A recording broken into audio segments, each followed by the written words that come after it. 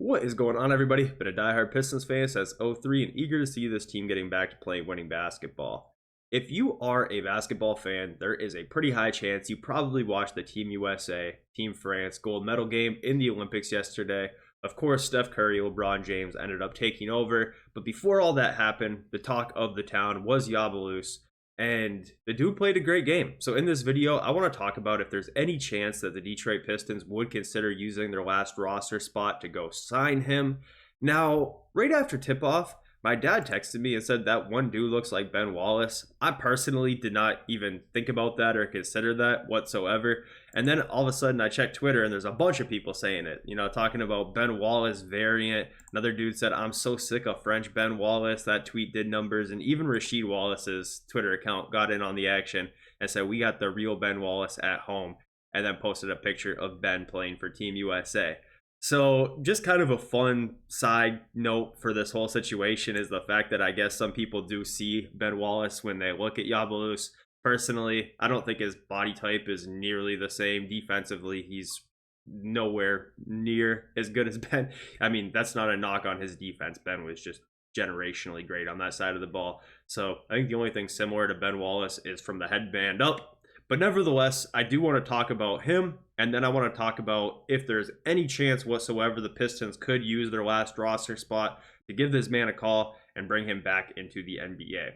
So to start things off, before we kind of get into his game yesterday and what impressed me and kind of why I think that it might be worth a shout for him to get a call from the Pistons, is that he played for the Celtics way back in the day. I totally forgot about this name. I hardly even remembered it at the time. He was the 16th pick in the 2016 draft. And then he did play 2 years in Boston where he pretty much rode the bench, averaged 2 points per game, and went back home to Europe. I talked to a couple of my friends that are Celtics fans, and pretty much what they said, what's different then versus what he is now, is back then he was just out of shape. I mean, you can see it in this picture. He's not built like that at all anymore. And they also said that his shooting was not good, which it was good in the Olympics. So that's pretty much why he fizzled out of the league and then never made a return after leaving in 2019. But watching him yesterday, there was a lot to like. So first thing, I mean, he postered LeBron, watched LeBron for 20 years. How many times LeBron got dunked on like that? Not many. So that was definitely impressive in itself, but he also had like 20-something points, was able to take dudes off the dribble, was able to shoot the ball from the three-point line. And on defense, he was able to provide switchability. He even guarded LeBron at some points and wasn't getting pushed around by him at all. So there's a lot to like there. Since going back to Europe, he's been a really good player in the EuroLeague. Last year in the EuroLeague, he averaged 11 points and 5 rebounds in only 24 minutes of action, shooting 56% from the field and 46% from the three-point line. And at 28 years old, I don't know. Could this dude be like a Simone Fontecchio type of story arc? Simone didn't come into the NBA at all until he was 26 and then is now one of our great role players. Could we potentially call Yabusele, use our 15th roster spot, bring this dude back into the NBA, and use him off the bench as a backup four? I don't know. Why not? Why not? When you look at the rest of the bigs left on the free agency market, if we were going to have to use that 15th roster spot right now, which we don't, but if we did have to use it, I think that I would take this guy over anybody else left on the regular NBA free agency market. Not only because he showed us yesterday and throughout all the Olympics that he can play with some of the best players in the world, but just because I think he's a good fit in a lot of different ways. The dude has a high motor. Obviously, Pistons, that's something that our franchise has prided ourselves on for generations.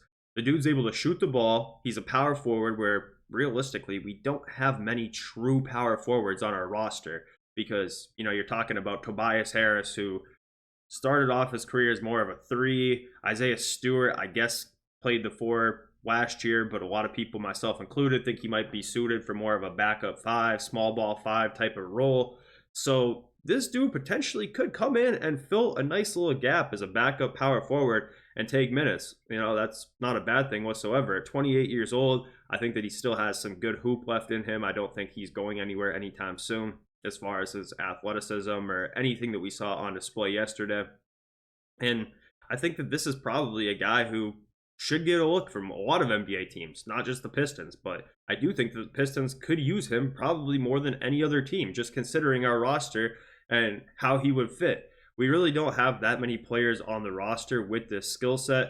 The closest player on the roster to his skill set would be Isaiah Stewart. But if you could get a second Isaiah Stewart that might be a little bit less impactful defensively with a shorter wingspan and just a little worse, like, you do it, right? Because Isaiah Stewart's a solid NBA player.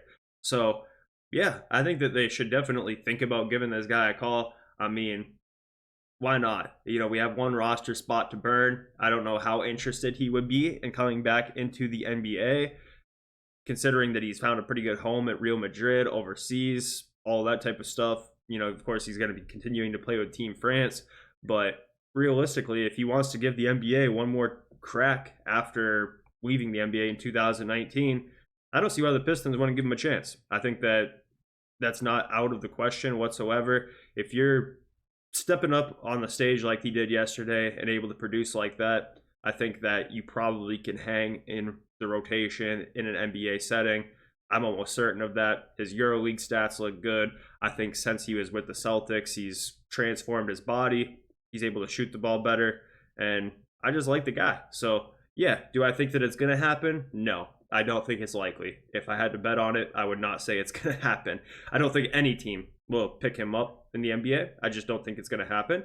But do I think that it's a 0% chance and completely out of the question? No, not at all. What I almost guarantee is someone will call him, talk to him about it, see where his head's at, see what he's thinking.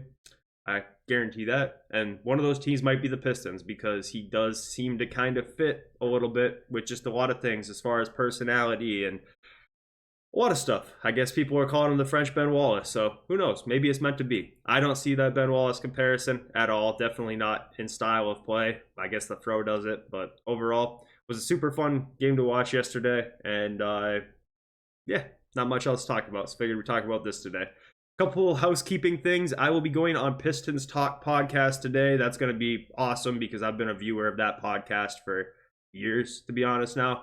So looking forward to that. I'm sure the majority of you guys are already subscribed to that channel, so see you all over there. And we'll be back to just regular videos tomorrow. Gonna make a video tomorrow on if any of the current Pistons could potentially have their position or role change next year. So see you soon.